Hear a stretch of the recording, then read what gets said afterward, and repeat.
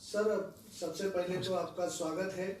क्या कहना चाहेंगे नवी मुंबई की स्थिति और अभी फिलहाल कोरोना के संकट में जो एक के बाद एक परेशानियां मुंबई कर आम आदमी झेल रहा है, महंगाई की मार झेल रहा है, कोरोना की मार झेल रहा है, ऐसे में आपकी क्या प्रतिक्रिया है?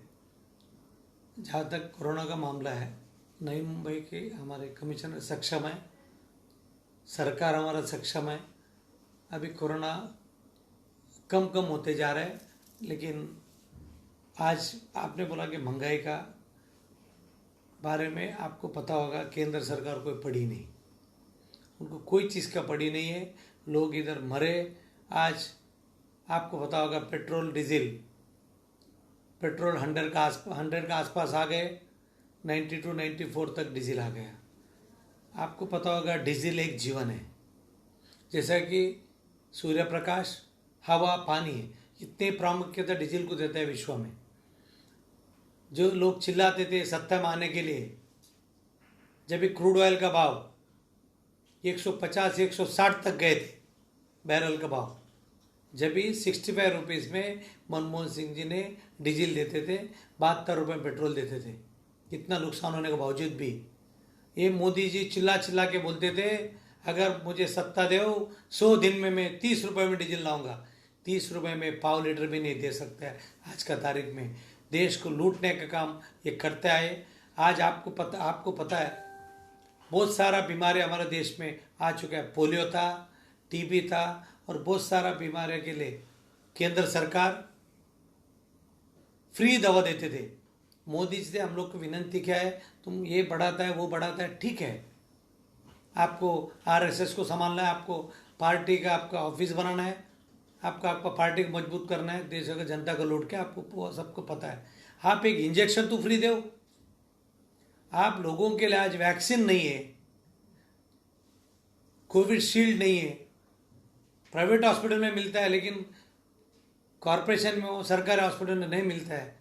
आप उसको ये नहीं कर सकते। इतना तो करो। हम लोग आज से और कुछ मांगेगा नहीं। इंजेक्शन मांग रहे हैं, वैक्सीन मांग रहे हैं, वो आप दे नहीं सकते हैं। हमारे देश को जनता को आप क्या देंगे? आपको 50% आप खुद रखते हैं, 25% बोलते हैं प्राइवेट हॉस्पिटल ले लो, 25% कॉरपोरेशन सरकारी हॉस्पिटल ले लो। एक कितने न्याय हो? संतोष जी, जिस तरीके से महंगाई की मार आज मुंबई का एक हाथ पर जिसका पेट चलता है, जो हर दिन कमाता है और खाता है, अपने परिवार को संभालता है, ऐसे में तेल जो घर में इस्तेमाल किया जाता है, तेल दाल, आज इतनी महंगाई की मार कहीं ना कहीं मुंबई का हो या आम नागरिक हो झेल रहा है। ऐसे में राहत कैसे मिलेगी? बातें तो हर कोई कर रहा है, लेकिन लोगों को राहत और ये महंगाई पर कंट्रोल कैसे किया जाएगा? देखो, सबको पता है दिन दिन महंगाई बढ़ते जाता है, गरीब को कोई सहारा नहीं है। आज गरीब मर रहे हैं। आज हर चीज़ के भाव, दाल हो, आटा हो, गैस हो, आपको पता होगा 300 का आसपास गैस सिलेंडर था जब स्मृति ईरानी चिल्लाती थी 300 रुपये गैस में कैसे देश चलेगा। आज वही है, गैस का 900 के ऊपर हो गए। ये एक ही काम है कि लोग को जाग उठना चाहिए। लोग अभी भी समझना चाहिए कि लोगों को सिंडी लगा के फंसा के उन्होंने भावना दिखा के उन्होंने मतदान लिया, लोगों का सरकार बनाया, उससे कोई लोगों का फायदा नहीं हुआ है। आज पोस्टर लगा रहे हैं दिल्ली में, मुंबई में, बेंगलुरु में, बीजेपी वाले उसको पाड़ रहे हैं। आज बच्चों लोग के जो वैक्सीन है वो इधर मुसलमान का नाम पे चिल्लाता है, दूसरा कास्ट का नाम पे चिल्लाता है, धर्म का नाम पे चिल्लाता है। वो जो वैक्सीन बांग्लादेश, नेपाल, आपका श्रीलंका वगैरह वगैरह दूसरा कंट्री में बेचता है। पहले हमारा देश का देखो। हमारे देश में आज 130 से 135 करोड़ पॉपुलेशन है। इधर का परिस्थिति क्या है उसको पहले संभालो। खाली भाषण दाढ़ी बढ़ाने से देश नहीं चलता है। जैसा दाढ़ी आपका बढ़ता है ऐसा महंगाई भी बढ़ते जा रहा है। इसके लिए लोग परेशान हैं, लोग जागरूक होना बहुत जरूरी है।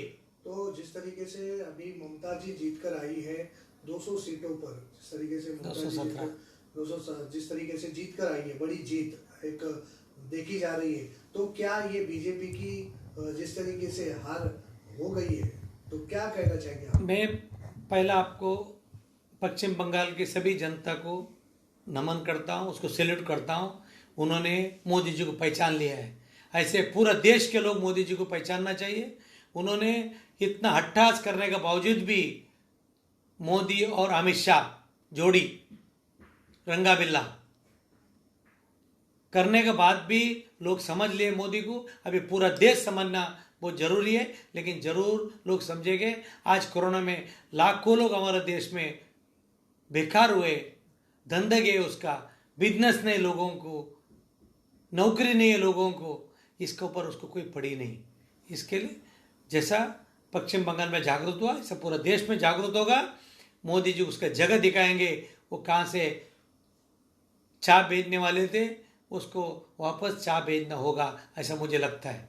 सर, ये जो आर्थिक पैकेज जो डिक्लेयर किया था सर पिछले लॉकडाउन में, सर आपका क्या कहना है कि लोगों तक पहुंचा है वो आर्थिक पैकेज?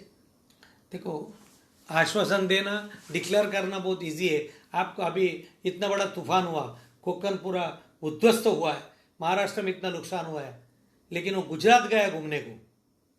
इसका मतलब ये पंतप्रधान, शर्म की बात है, ये पंतप्रधान देश के नहीं, गुजरात का, उधर 1000 करोड़ का उन्होंने डिक्लेयर किया है। महाराष्ट्र ने पाप किया है। महाराष्ट्र एक ऐसा राज्य है, वो विश्व को संभालता है। पूरा देश की हर भाग महाराष्ट्र से भागीता है, मीन्स हर देश की भाग महाराष्ट्र की वजह से, महाराष्ट्र का कमाई से चलता है पूरा। इधर सब सर्विस इधर करते हैं, महाराष्ट्र के ऊपर को ध्यान नहीं है, केरल के ऊपर ध्यान नहीं है, क्योंकि उधर उनका सरकार नहीं है। इधर कांग्रेस राष्ट्रवादी शिवसेना सरकार है, केरल में कम्युनिस्ट सरकार है। अगर उसका सरकार होता, इधर भी कुछ 1500 करोड़ देता था। ये ऐसा मतभेद करने वाले पंतप्रधान हमारा देश को कितपत चलेगा, ये दुख की बात है। सर, महाविकास आघाड़ी सरकार की क्या भूमिका रही है कोरोना संक्रमण को रोकने में? आपको पता है, ये जो बीमारी है, बीमारी के लिए सीएमओ, हर कॉरपोरेशन की कमिश्नर, हर एरिया के आमदार, खासदार हो, जिला परिषद हो, सरकारी हॉस्पिटल हो, अपने हिसाब से वो लोग मेहनत करके आज उसको कंट्रोल में लाया है। क्योंकि महाराष्ट्र एक कर्नाटक जैसा हो, गुजरात जैसे छोटा स्टेट नहीं है, उधर 5-5.5 करोड़ होता है। इधर मुंबई का आजू बाजू पूरा घूमे, थाना, कल्याण, उधर ये 5 करोड़ पॉपुलेशन है। इसके लिए इतना बड़ा पॉपुलेशन है, 10-12 करोड़ की पॉपुलेशन है महाराष्ट्र के अंदर, उसको कंट्रोल करना कोई इतना छोटा बात नहीं है। फिर भी मुख्यमंत्री हो, आरोग्य मंत्री हो, हमारे कांग्रेस सभी मंत्रियों ने, सभी समाज सेवक ने, सभी पक्षीय लोग बोल सकते हैं, सभी ने मेहनत करके आज कंट्रोल में लाया। जिस तरीके से ये कोरोना महामारी में हॉस्पिटलों में जो भ्रष्टाचार चल रहा था, ऑक्सीजन सिलेंडर को लेकर, बेड को लेकर, जिस तरीके से लोगों की जाने गई है और कहीं ना कहीं लोगों का आक्रोश देखा गया है, क्या कहना चाहेंगे आप?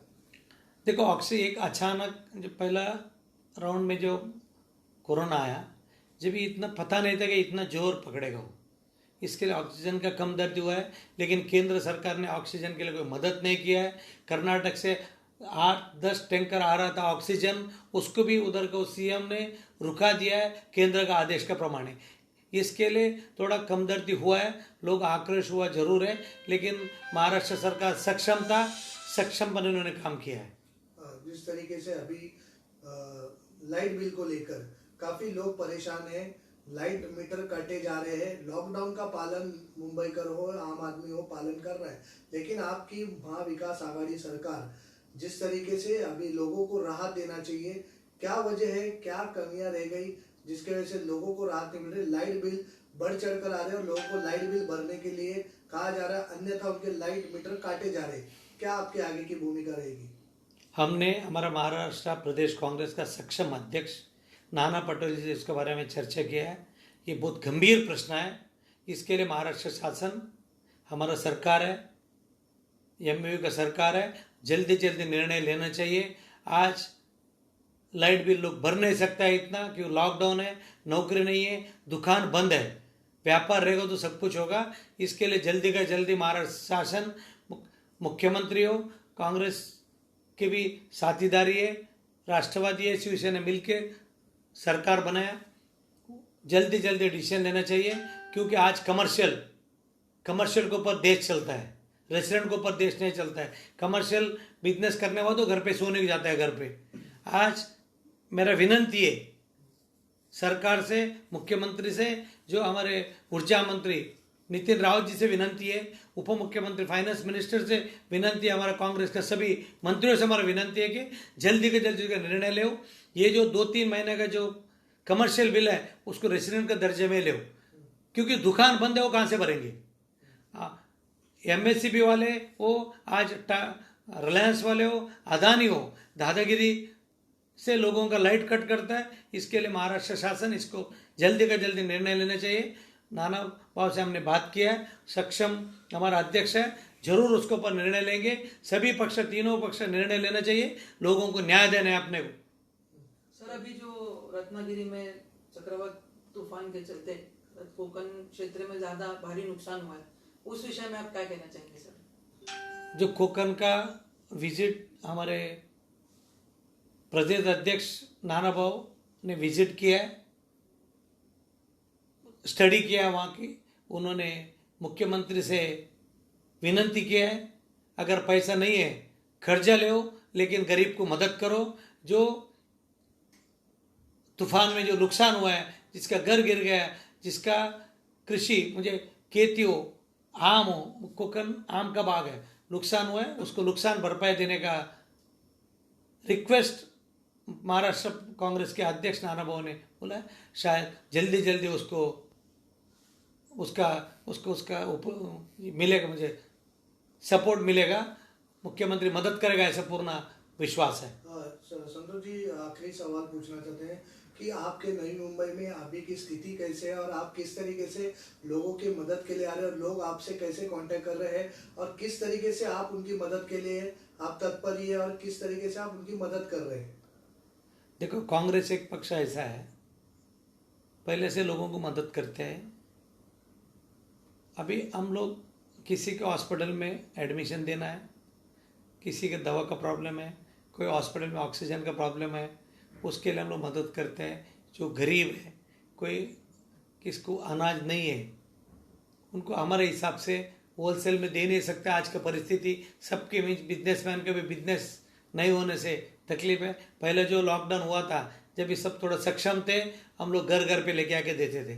अभी वो देने का सक्षमता किसी के पास भी नहीं है, कोई पार्टी का बात नहीं है, ना कांग्रेस बोल के नहीं, किसी के पास भी नहीं है। फिर भी हम लोग से जितना हो सकता है उतना हम लोग गरीब को मदद करते हैं। हॉस्पिटल में भी हो, गरीब का जो कोई रेशन में भी हो, हम लोग हिसाब से हम लोग मदद करते आए। नई मुंबई करो को क्या संदेश देना चाहेंगे जाते जाते? नई मुंबई करो वाला, नई मुंबई अच्छा लोग, एक हॉस्पिटल सिटी है, ये मिनी इंडिया है नई मुंबई। इसके लिए जल्दी शनि भगवान परमात्मा सबको शक्ति देवे, कोरोना से मुक्त होवे, जल्दी लॉकडाउन खत्म होके सबका व्यापार चले। आज स्कूल सब बंद है, गया 1.5 साल से स्कूल बंद है। मेरा शिक्षण मंत्री, एजुकेशन मिनिस्टर वर्षादा गायकवाड़ से हमारी विनंती है, एक स्कूल का पूरा समीक्षा लेके, आज लोगों पास भरने को फी के लिए पैसा नहीं है, ऑनलाइन का नाम पे स्कूल वाले पैसे लेता है, पेमेंट लेता है, उसको कोई पेमेंट पैसा लेता है लोगों से। इसके लिए कुछ ना कुछ, अगर स्कूल के पास पैसा नहीं, उसको सब्सिडी दो। बच्चा का एजुकेशन महत्व है, उसके लिए फ़ी का बारे में आप सोच के, लोग ने टर्म फी भी लेता है, आज कोई संबंध नहीं है, बाकी हजारों फी लेता है, कोई संबंध नहीं है। लेकिन स्कूल का भी थोड़ा दादागिरी भी चालू है। आज स्कूल में जो हाउसकीपिंग में काम करते हैं लोग, दूसरा कोई मेंटेनेंस का काम करते हैं, उसको पगार नहीं देता है लोग।